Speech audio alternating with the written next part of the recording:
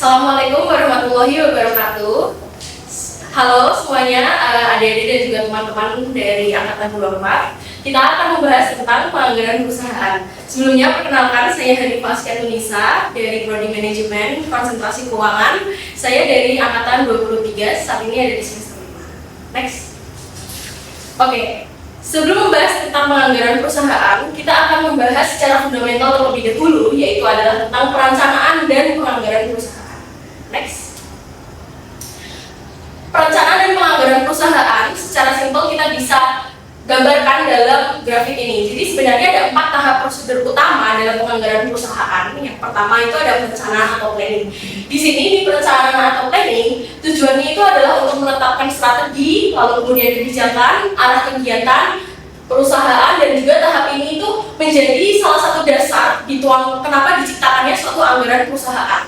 Seperti itu, ketika suatu perusahaan memiliki perencanaan, dia selanjutnya bisa mulai untuk menetapkan pengorganisasian atau organizing. Di dalam grafik organizing ini, ada berbagai macam contoh jenis organisasi. Yang pertama contohnya ada organisasi nirlaba dan juga organisasi yang dalam bentuk perusahaan atau laba. Jadi kedua perusahaan ini sama-sama membutuhkan penganggaran atau budgeting, sehingga berdasarkan tahap prosedurnya, pengorganisasian itu juga termasuk dalam budgeting di perusahaan yang lain, seperti itu.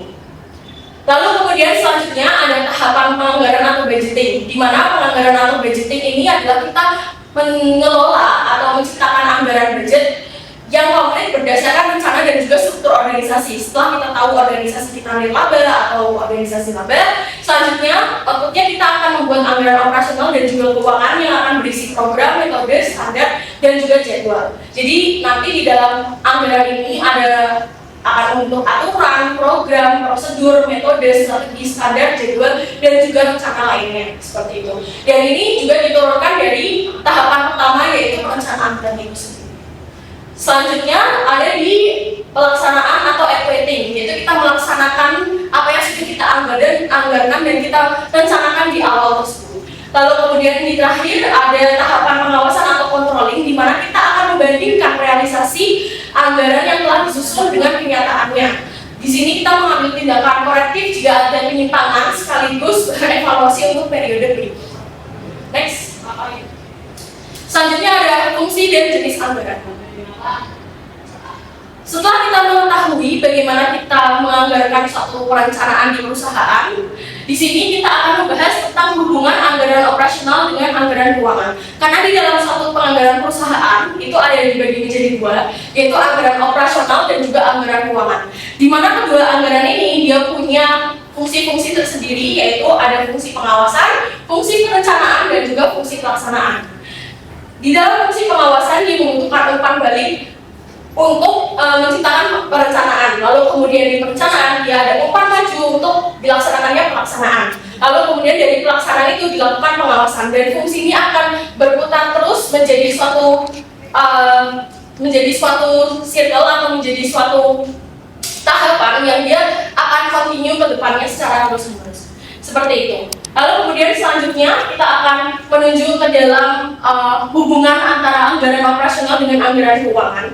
Jadi teman-teman bisa perhatikan di sini ada bagan yang mana yang cetak miring ini merupakan anggaran keuangan dan yang cetak tegal itu merupakan anggaran operasional. Sebenarnya kita mungkin sering banget belajar tentang anggaran operasional, anggaran keuangan, biaya bahan baku, dan sebagainya.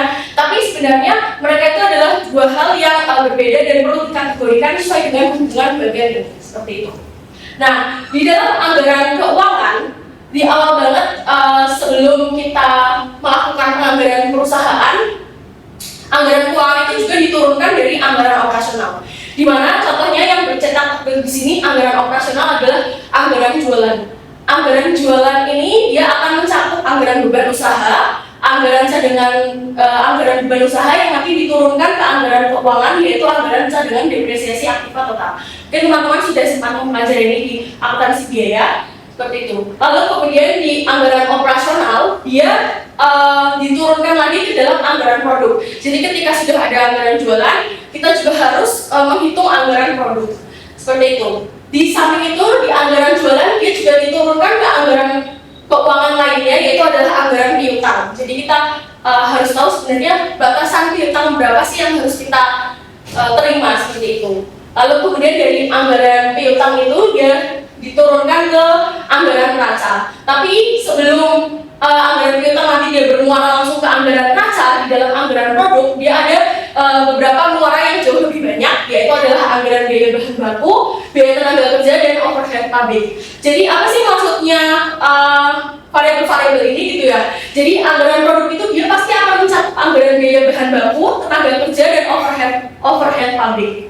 Nah, lalu kemudian dari anggaran biaya ketiga biaya tersebut dia akan diturunkan ke dalam anggaran laba rugi atau rugi laba.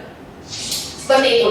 Lalu kemudian dari anggaran jualan, selain dia diturunkan ke anggaran produk, dia akan diturunkan juga ke anggaran sediaan, yang mana nanti di ketiga anggaran produk ini dia juga akan diturunkan ke dalam anggaran utang dan juga anggaran modal sendiri. Lalu kemudian baru yang paling terakhir, muara paling akhir dari seluruh anggaran operasional dan anggaran keuangan yang ada itu adalah anggaran kas dan juga anggaran neraca. Jadi sebenarnya kesimpulannya dari seluruh hubungan anggaran ini, dia paling awal sekali itu dia di penurunan dari anggaran jualan. Jadi ketika kita sudah menentukan anggaran jualan, kita akan bisa tahu anggaran-anggaran selanjutnya ke bawah itu seperti apa, dan kita bisa menyusun anggaran kas dan juga anggaran neraca. Oke, next. Oke, selanjutnya kita akan mulai ke analisis regresi. Tadi di dalam hubungan antara perencanaan anggaran keuangan dan juga anggaran operasional ada tentang ramalan perencanaan. Nah, untuk melakukan ramalan tersebut kita bisa menggunakan salah satu alat analisis, yaitu adalah analisis regresi. Next. Jadi sebenarnya analisis regresi ini apa sih teman-teman? Jadi analisis regresi ini adalah teknik statistik untuk melihat hubungan antara variabel dengan variabel bebas dengan variabel terikat. Di sini dalam konteksnya ketika ada variabel bebas seperti waktu, penjualan, biaya, apakah dia ada hubungan dengan variabel terikat seperti laba atau arus kas? Kenapa sih sebenarnya analisis regresi ini diperlukan? Karena setelah kita memahami hubungan antara anggaran dan hubungan antara anggaran operasional dan juga anggaran keuangan, perusahaan itu perlu alat untuk regresi atau untuk merencanakan suatu permintaan di masa depan, seperti itu. Nah, regresi ini akan membantu meramalkan tren, misalnya penjualan di tahun depan, lalu kemudian di mana penjualan di tahun depan ini akan berpengaruh langsung ke dalam arus kas dan juga profitabilitas. Nah, di sini itu memberi dasar yang lebih objektif untuk menyusun anggaran ke depan, jadi bukan hanya berdasarkan intuisi saja, tapi berdasarkan historical data, seperti ini. Next. Oke, selanjutnya kita akan mencoba menghitung peramalan dengan tren garis lurus. Jadi di sini ada dua metode, yaitu adalah metode garis lurus dan juga metode bukan garis lurus. Di metode garis lurus kita perlu tahu persamaannya dulu, teman-teman. Teman-teman bisa lihat di sini, persamaan tren garis lurus itu adalah Y sama dengan A plus BX.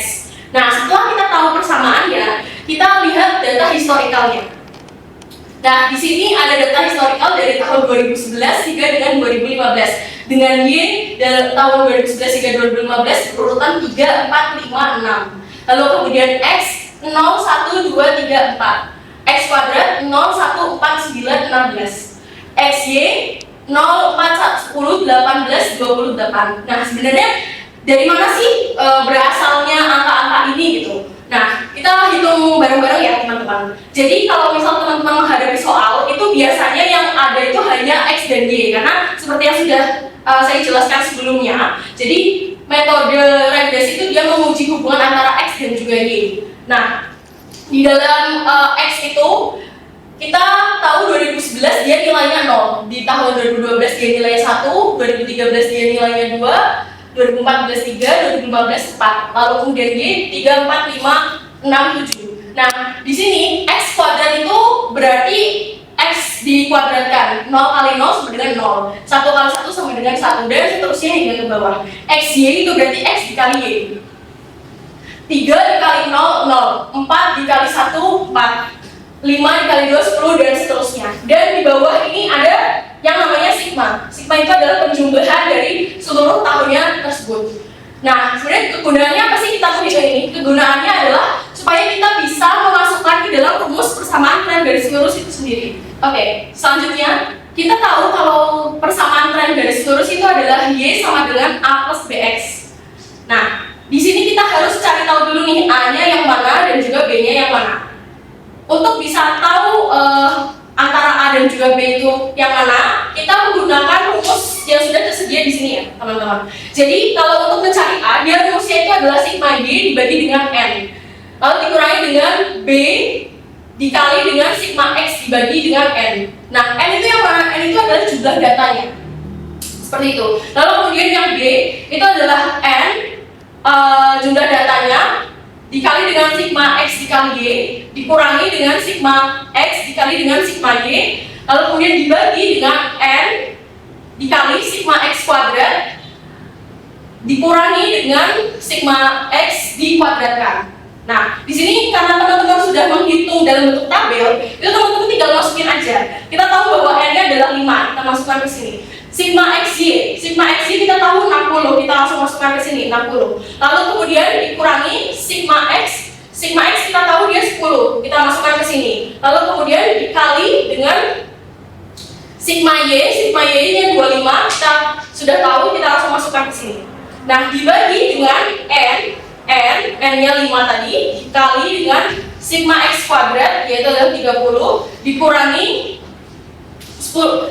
dengan sigma X dikuadratkan. Nah, ini perbedaannya di sini ya teman-teman. Jadi sigma X kuadrat dengan sigma X dikuadratkan itu beda. Jadi sigma X itu 10 terus kita kuadratkan, kalau sigma X kuadrat dia 30. Jadi teman-teman jangan sampai salah ya di bagian sini. Seperti itu. Nah, setelah kita hitung, kita tahu bahwa nilainya adalah 1. Kita tahu bahwa nilainya adalah 1, berarti B-nya sama dengan 1. Ini nanti kita akan gunakan untuk menghitung garis lurus Y sama dengan A plus BX. Lalu kemudian selanjutnya yang A, yaitu adalah sigma Y dibagi dengan N. Sigma Y-nya itu adalah 25, dibagi N-nya itu 5, terus dikurangi dengan B dikali sigma X dibagi 6. B dikali sigma X-nya tadi 10, kita bagi dengan N-nya itu 5. Nah, lalu kita tinggal masukkan B-nya tadi kita udah tahu 1, kita langsung masukkan ke sana. Lalu kemudian A-nya kita tahu ketemu nilainya adalah 3. Seperti itu.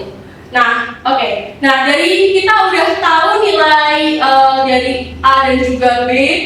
Nah, kita langsung hitung ramalan jualan tahun 2011 hingga dengan 2015, tinggal dimasukkan aja rumus-rumusnya. Nah, tapi yang menjadi permasalahan sebenarnya adalah kita akan mencari ramalan untuk tahun 2016 itu seperti apa. Kalau 2011 sampai 2015 kan kita udah tahu ya, datanya ada di sini gitu.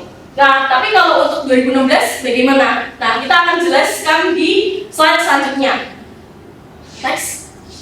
Nah, sebelum kita menghitung 2016 akan menjadi seperti apa, kita akan hitung dulu menggunakan metode lain, teman-teman. Yaitu adalah menggunakan metode bukan garis lurus atau parabola kuadrat.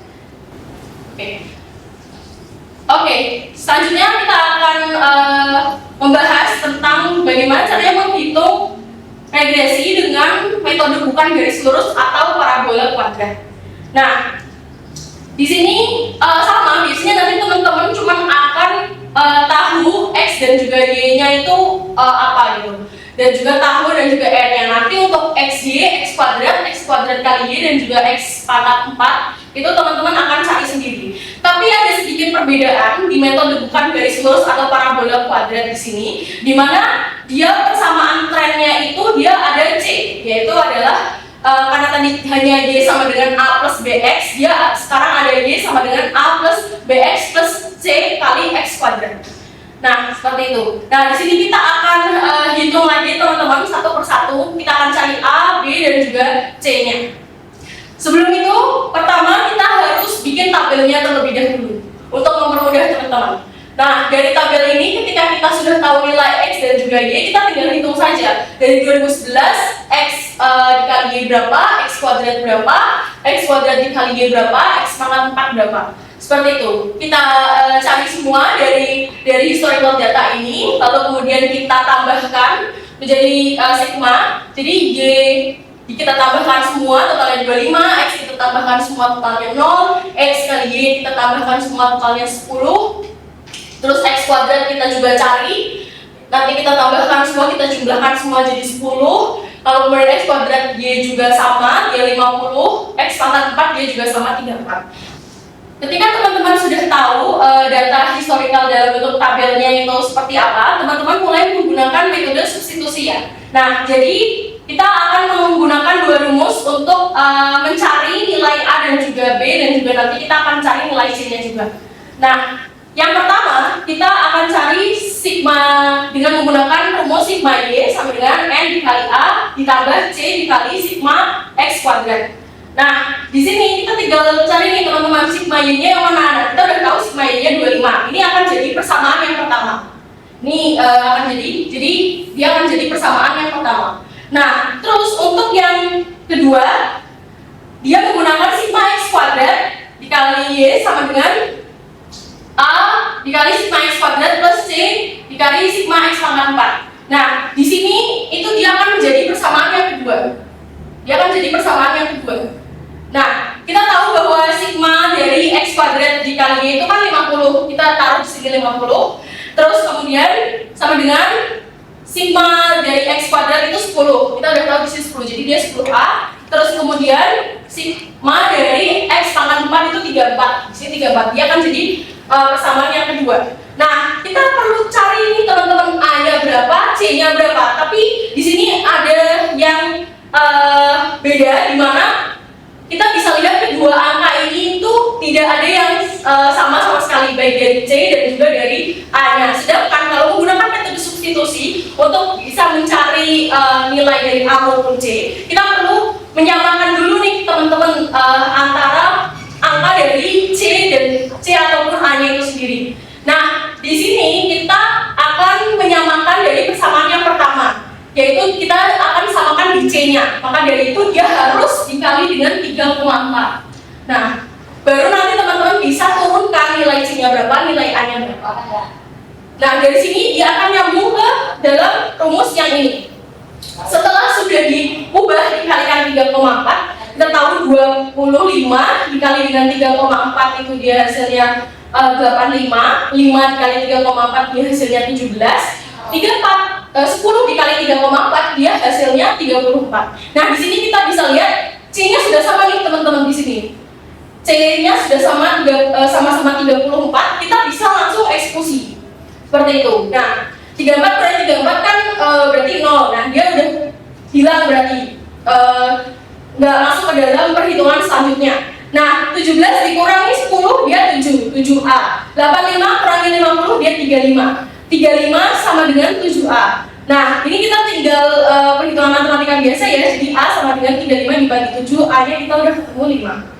Seperti itu. Ini kita udah tahu berarti nilai pertama yang A-nya berapa kita udah tahu.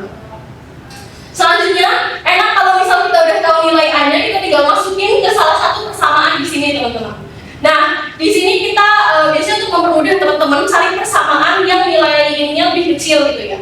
Nilai persamaannya lebih kecil. Nah, kita pakai yang 25. Tapi perlu diingat teman-teman jangan sampai pakai persamaan yang sudah dikalikan 3,4. Karena dia udah nggak sama dengan persamaan yang asli atau murni sebelumnya. That's why makanya kita pakai persamaan yang di awal kita tadi, yaitu 25 sama dengan 5A plus 10C. 25 sama dengan 5A plus 10C. Karena A-nya kita udah tahu, kita tinggal masukin 25 sama dengan 5 kali 5 ditambah 10C. Kita tinggal matematika biasa ya teman-teman. Terus kemudian 25 dikurangi 25 itu 0. Terus C-nya kita udah tahu, C-nya berarti 0. Seperti itu. Nah, terus kemudian selanjutnya A kita udah tahu dia 5, C udah tahu dia 0. Selanjutnya kita cari B-nya teman-teman.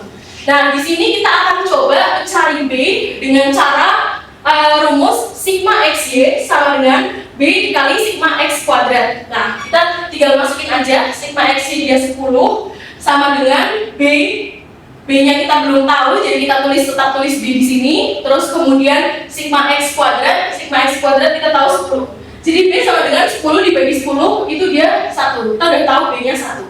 Seperti itu. Berarti bisa kita temukan persamaan tren dari tren bukan garis lurus atau parabola kuadrat itu adalah Y sama dengan 5 plus 1X plus 0 kali X kuadrat. Nah, Seperti itu. Nanti kita tinggal langsung eksekusi dengan cara sama seperti yang sebelumnya. Tinggal kita masukin Y dan juga X-nya di 2011 sampai 2015 berdasarkan rumus yang sudah kita hitung tadi dan sudah kita turunkan tadi, dan ternyata setelah kita tahu dia hasilnya sama, dimana berdasarkan jualan aktual secara historical tadi dia kan 34567, dan ternyata kalau dilakukan ramalan jualan itu juga dia akurat, tren garis lurusnya dia juga sama 34567 dan bukan garis lurusnya juga sama 3456 dan juga 7. Nah, tapi bagaimana sih cara kita menghitung untuk ramalan tahun 2013-nya, teman-teman? Nah, di situ ada rumusnya, dia tetap sama. Kalau untuk garis lurus dia tetap pakai Y sama dengan A plus BX. Ini untuk yang garis lurus. Terus kalau untuk yang bukan garis lurus, dia juga sama, dia tetap akan mempertahankan rumus sama yang udah kita hitung tadi, ya sama dengan A plus BX plus C X kuadrat. Nah, ini adalah dua persamaan yang teman-teman harus ingat betul kalau garis lurus dan juga bukan garis lurus itu apa gitu ya. Nah, terus kemudian kita untuk bisa tahu 2016 itu berapa, kita lihat dulu ke data historical di masing-masing metodenya dulu. Bisa di next ke sebelumnya lagi. Oke. Nah, di dalam garis lurus ini kita kan butuh nilai dari Y dan juga X-nya. Karena 2016 dia belum tercantum, kita bisa lihat dari yang namanya pola atau pattern, teman-teman. Nah, di sini kita tahu bahwa X-nya itu adalah 0, 1, 2, 3, 4. Nah, terakhir berarti di 2015. Di sini ada pattern, yaitu apa, teman-teman? Dia beda satu setiap angkanya di setiap tahunnya secara historical. Nah, maka dari itu di tahun 2016 kita bisa simpulkan karena dia bentuk data historicalnya itu pola. Jadi di 2016-nya dia pasti akan berjumlah 5. Next, kita bisa buktikan ke slide setelahnya. Nah, kita bisa lihat. Nah, di sini kita bisa tahu bahwa nilai dari X-nya itu 5. Di sini, teman-teman. Kita bisa tahu nilai X-nya 5. Seperti itu. Nah, karena kita udah tahu nilai X-nya itu 5, kita tinggal masukkan aja. Tadi A-nya kita udah ketemu 3, terus kemudian B-nya kita udah ketemu 1 menggunakan metode garis lurus. Jadi ya sama dengan A plus BX, 3 plus 1, 1 kali 5 berarti 8 unit untuk di 2016. Jadi 2016 itu dia kita bisa tulis juga aja di sini. Ini 8 berarti di 2016.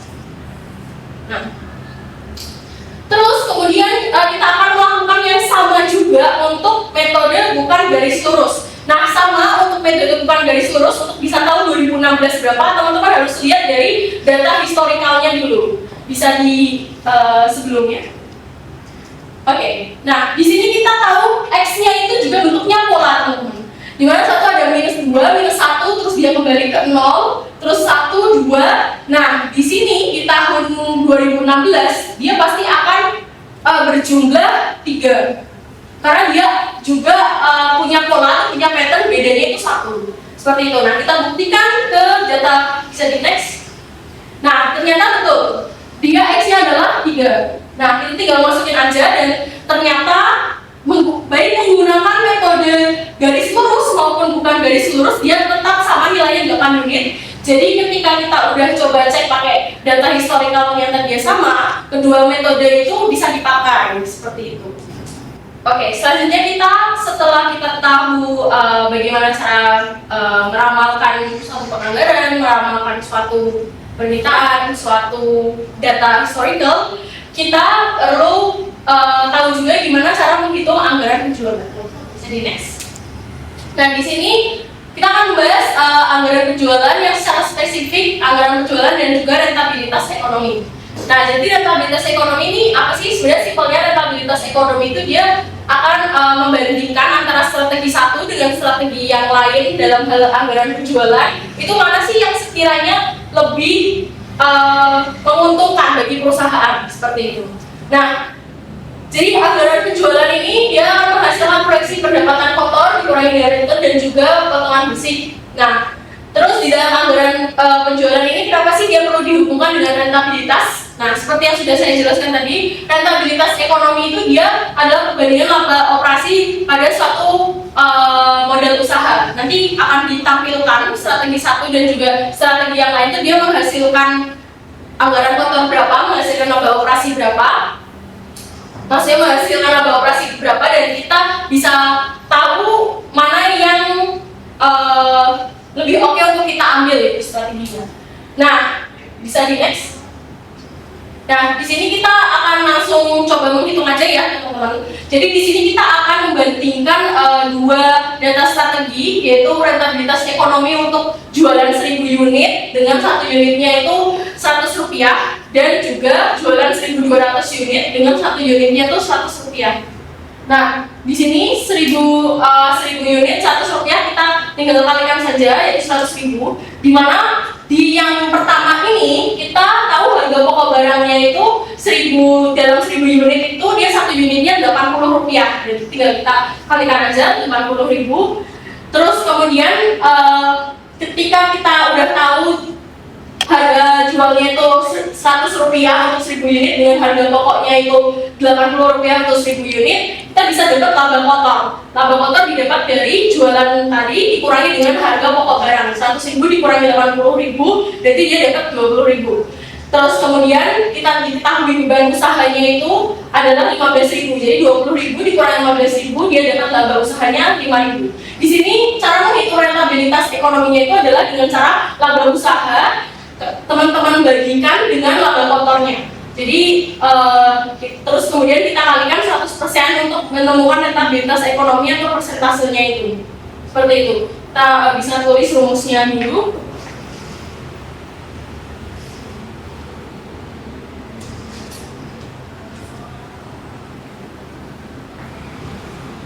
Dimana kita tulis laba usaha.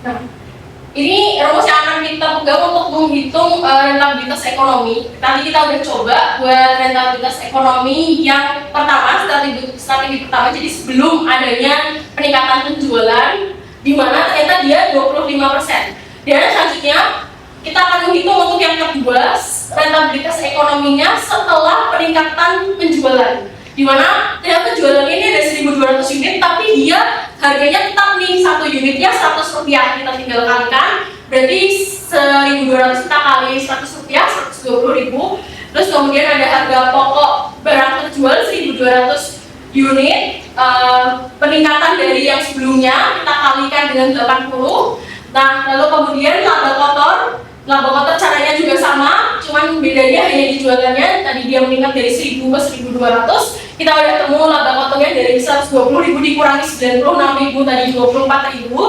Terus kemudian beban usahanya 24.000 dikurang beban usahanya 18.000, peningkatan dari beban usaha yang 15.000 tadi. Kenapa dia bisa meningkat? Karena logikanya ketika penjualan itu meningkat, beban usaha itu juga ikut meningkat. Jadi dia meningkat dari 15.000 ke 18.000. Kita tinggal kurangi, dia laba usahanya kita ketemu 6.000. Nah, teman-teman bisa lihat ini laba usahanya meningkat ya dari 5.000 ke 6.000. Tapi sebenarnya dari sisi rentabilitas ekonomi sebenarnya dia tetap menguntungkan nggak sih? Kita coba hitung. Caranya tetap sama, laba usaha dibagi dengan laba kotor, 6.000 dibagi 25.000, kita kali 100%, dia ketemu 24%. Ternyata kita tahu bahwa perbandingannya itu malah turun 1%, teman-teman. Nah, karena adanya peningkatan penjualan tanpa diikuti dengan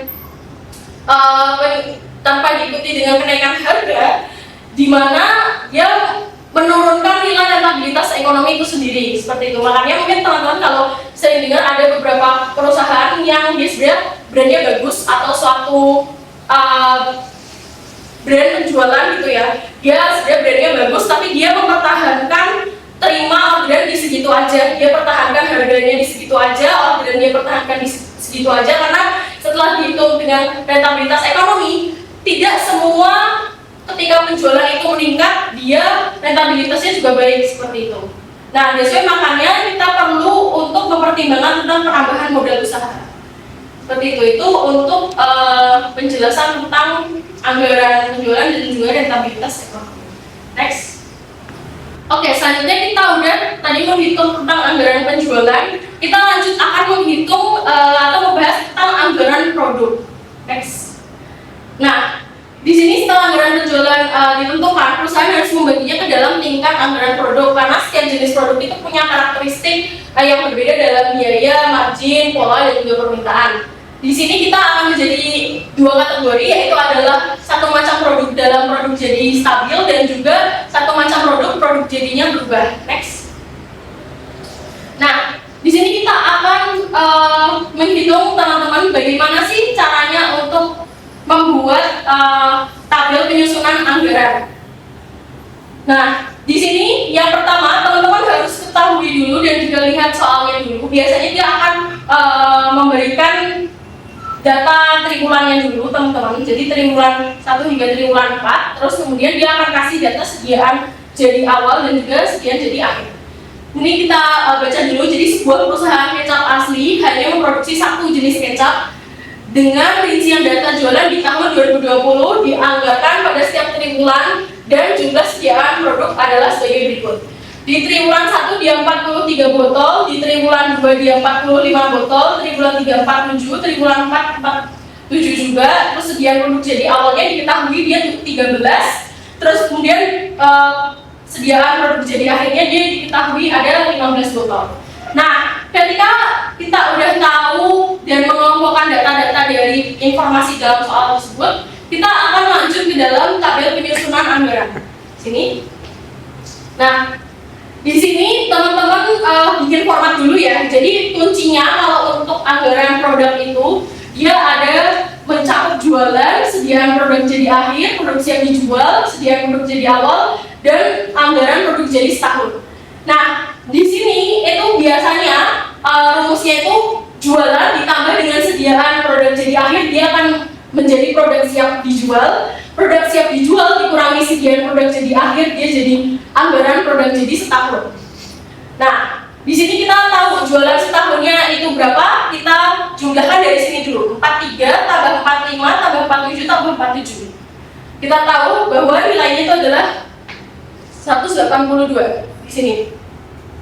Nah, kita udah jumlahkan dari triwulan 1 sampai triwulan 4, kita udah tahu 182 kita taruh di sini. Selanjutnya, sediaan produk jadi akhir di sini udah diketahui 15 botol. Kita taruh di sini 15 botol. Nah, ini teman-teman tinggal tambahin aja 182 tambah 15 dia ketemu 197. 197 itu teman-teman harus kurangi untuk bisa tahu anggaran produk jadi setahunnya berapa. Itu teman-teman kurangi dengan sediaan produk jadi awal. Kita udah tahu sediaan produk jadi awalnya 13. Berarti tinggal teman-teman taruh di sini, teman-teman kurangkan, udah langsung ketemu 184 botol. Jadi dalam setahun ada 4 triwulan itu dia anggaran produk jadi dalam setahunnya itu ada 184. Baru selanjutnya kita mulai untuk bikin tabelnya, teman-teman. Nah, ini mungkin masih ada beberapa yang cukup bingung ya gimana caranya pindah data dari yang awalnya raw bentuknya data mentah kayak gitu kita pindah ke dalam tabelnya kayak gimana. Nah, sebenarnya caranya gini teman-teman. Teman-teman tahu jualan itu dibagi jadi 4 kuartal, ada 43, 45, 47, 47 itu teman-teman masukin dulu ke sini. Nah, terus teman-teman tambah jadi 182. Udah kita hitung tadi penjumlahan semuanya 182 kita taruh di sini. Nah, teman-teman kan udah ngitung di sini dulu ya, ada 182, terus kemudian sediaan akhirnya ada berapa, ada 15, teman-teman taruh ke sini. Terus ada produk siap dijualnya itu berapa, teman-teman taruh ke sini, langsung kita udah ketemu tadi 197. Sediaan awalnya tadi 13 sudah teman-teman tahu juga, teman-teman taruh ke sini. Terus kemudian produk jadi setahunnya itu ada 184 udah kita temuin tadi dari perhitungan kita, terus kita taruh di sini. Nah, terus kuncinya itu selanjutnya ada di data sediaan jadi awal dan sediaan jadi akhir. Di sini sediaan akhir dia 15, kita taruh ke triwulan 4. Kenapa harus di triwulan 4? Karena ini di akhir. Dalam setahun triwulan yang terakhir kan di 4 ya. Udah kita taruh aja. 15 kita taruh ke sini. Terus yang awal ada 13 kita taruh ke triwulan 1. Nah, jadi teman-teman abaikan dulu angka selain warna merah ini, biasanya dia bentuknya masih kosong gitu ya. Nah, teman-teman, karena kita udah tahu dan menghitung dulu dari tabel penyusunan yang ini dan kita udah pindah ke sini. Tadi kan 184 kita udah tahu nilainya nih. 184 kita udah tahu nilainya, kita bagi 4. 184 kita bagi 4 karena dia produk jadi stabil. Jadi biasanya produk jadinya itu dia bentuknya stabil. 184 kita bagikan dengan 4 aja jadi 46. Kita taruh di bawah semua ini 46. Nah, di sini kita udah biasanya di sini masih kita belum tahu. Nah, kita mau menghitung nih gimana kita mau menghitung yang masih kosong ini, sediaan produk siap dijual. Maksudnya bukan sediaan, tapi produk siap dijualnya itu berapa gitu. Nah, caranya itu adalah gini.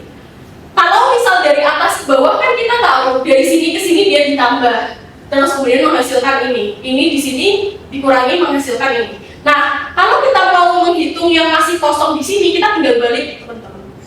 Caranya adalah tinggal dibalik, ini ditambah ini, nanti dia pasti akan menghasilkan ini. Terus kemudian ketika dia ini ditambah ini, pasti akan menghasilkan ini. Jadi teman-teman tinggal balik aja untuk cari produksi yang dijualnya itu berapa. Nah, 43 ditambah dengan 13 kan 59. Nah, sediaan akhirnya kita kan belum tahu berapa, karena tahunya kan sediaan akhir yang triwulan 4 ya. Nah, 43 ditambah berapa supaya dia bisa jadi 59 ditambah 16. Nah, itu caranya supaya teman-teman bisa temu triwulan 1 itu berapa secara keseluruhan. Jadi 43 ditambah 13, teman-teman udah ketemu 59, 13 kita udah tahu dari sana, 46 kita udah tahu dari 184 bagi 4. Terus kita ketemu 59, 16 kita belum tahu, 43 dikurangi berapa supaya bisa 43 ditambah berapa supaya bisa jadi 59 ditambah 16. Ini kita taruh di sini 16. Nah, lalu teman-teman lihat ada garis panah di sini, ini tuh tinggal dibawa ke sini. Jadi logikanya kalau dalam anggaran produk itu biasanya sediaan akhir ketika udah ditemukan tuh dia akan menjadi sediaan awal di bulan triwulan selanjutnya, di periode triwulan selanjutnya, seperti itu. Tinggal tarik ke sini, terus gunakan cara yang sama juga seperti yang tadi 46 ditambah 16 dia 62, 45 dikurangi 45 ditambah berapa supaya jadi 62 tambah 17. Terus kemudian 17 sudah ketemu ditarik ke sini, 46 ditambah 17 itu 63, 47 ditambah berapa supaya bisa 63 ditambah 16 sama itu juga, terus 16 sudah ketemu ditarik ke sini dan begitu seterusnya sampai 4 triwulan. Jadi kayak gitu caranya untuk bisa ketemu yang masih numpang-numpang ini atau produk siap produk sediaan akhir dan juga produk siap dijual. Seperti itu. Ini untuk yang produk jadi stabil. Next, oke. Selanjutnya kita akan menghitung ketika satu macam produk tapi produk jadinya berubah. Jadi kita tahu bahwa setiap tahun atau setiap produksi dalam suatu perusahaan itu tidak mungkin stagnan. Tadi di awal dia 13, di akhir dia 15. Tidak selamanya di periode selanjutnya akan seperti itu. Nah, ketika ada kasus kalau produk awal dan produk jadinya itu produk awal dan juga produk akhir jadinya itu sama, bagaimana sih cara kita menghitungnya itu? Bagaimana cara kita menghitung produksi yang dijualnya dan juga membuat tabel anggaran produknya gitu ya. Nah, di sini kita udah dapat data dari soalnya lagi, yaitu ada triwulan 1 sampai dengan triwulan 4. Dia dapat di triwulan 1 dia tetap di 43, 45, 47, 47. Terus kemudian yang membedakan adalah sediaan produknya. Di awal dan juga di akhir itu dia sama 10. Nah, dengan demikian kita bisa hitung tabel penyusunan anggarannya itu berapa dari situ. Teman-teman bisa lihat di sini.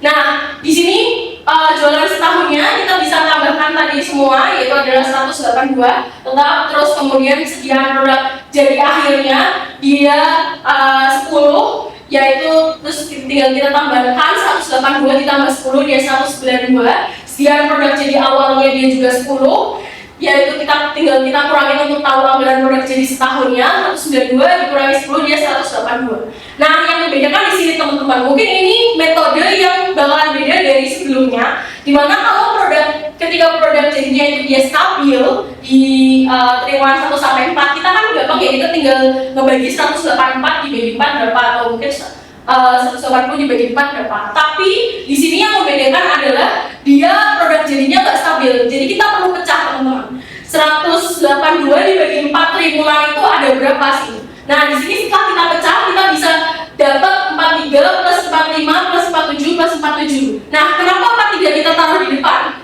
Sebenarnya bisa aja kita 47 kita taruh di depan gitu ya, kan tetap sama aja produk jadinya bawahnya nggak stabil gitu ya. Tapi kita akan memperhitungkan, nanti kita buktikan dengan perhitungan juga, di mana 43 kita taruh di paling depan itu karena dengan asumsi bahwa setiap mulai periode baru atau setiap mulai tahun baru itu penjualan tidak langsung lonjak drastis seperti itu. That's why makanya untuk nilai 43 itu kita taruh di yang paling depan dulu gitu. Plus 45, plus 47, 47. Nah, tadi kita udah dapat juga yang ini 182, 10, 182, 10, 182. Itu sama teman-teman seperti metode sebelumnya, teman-teman tinggal pindah aja ke tabelnya. Kita tinggal pindah aja ke sini gitu ya. 182 jualan setahun dari jumlah 4 triwulan tadi itu kita taruh ke sini 182, sediaan produk jadi akhirnya kita taruh ke sini 10, 192, 10, 182. Nah, produk jadi tiap triwulan kita juga udah nemu tadi 43 kita taruh di depan, lalu secara progresif setelah 43, 45 naik sedikit ke 45 kita taruh yang kedua, 47 sama kita taruh ke yang belakang, 47, 47. Nah, ini caranya sama seperti sebelumnya. Karena dia nilai produk jumlah produk jadi awal dan akhirnya itu beda, yaitu adalah tadi 13 dan 15, kita 10 dan 10 kita ubah juga, di triwulan satunya kita ubah 10, triwulan 4 kita ubah 10. Nah, ketika udah nemu angkanya, kan yang atas kita udah tahu dari sana. Nah, berarti kita tinggal cari sediaan akhir dan produksi yang dijual. Caranya sama teman-teman, dibalik ya caranya 43 tambah 10, 53. Terus 43 ditambah berapa supaya bisa 53? Ditambah 10. Sama kayak tadi 43 tambah 10, 53. Terus 10 udah ketemu, kita tarik ke sini.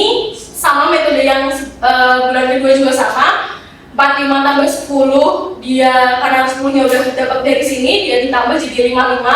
45 dikurangi 55 atau cari nilai 45 ditambah berapa supaya jadi 55, itu adalah 10, 45 tambah 10, 55. Udah ketemu semua yang bulan kedua, yang sediaan akhir ini udah ketemu, kita tarik ke sini. Yang triwulan 3 juga sama, terus kita udah ketemu 10, kita tarik ke sini. Triwulan 4 kita ketemu semua. Jadi kita juga pada akhirnya bisa bikin anggaran produk dalam metode satu macam produk jadinya berubah. Itu sediaan produk jadi awalnya dia beda, sama di awalnya 10 jadi akhirnya 10, seperti itu. Mungkin cukup sekian penjelasan tentang penganggaran perusahaan oleh saya pada hari ini. Semoga ilmu yang saya berikan dapat bermanfaat bagi teman-teman, dan semangat, semoga bisa sukses dan juga bisa mencapai nilai yang lebih baik ke depannya. Cukup sekian, wassalamualaikum warahmatullahi wabarakatuh. Saya mohon maaf apabila masih ada